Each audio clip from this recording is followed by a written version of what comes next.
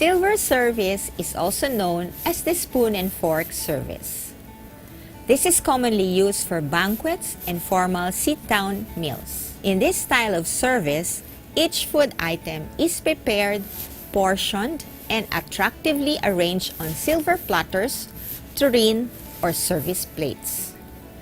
The general service procedure for this style is setting the plates and bowls in front of the guest from the right side, and then serving food items with the right hand from the left side of the guest.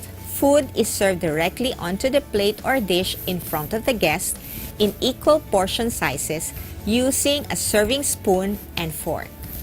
Server proceeds counterclockwise around the table.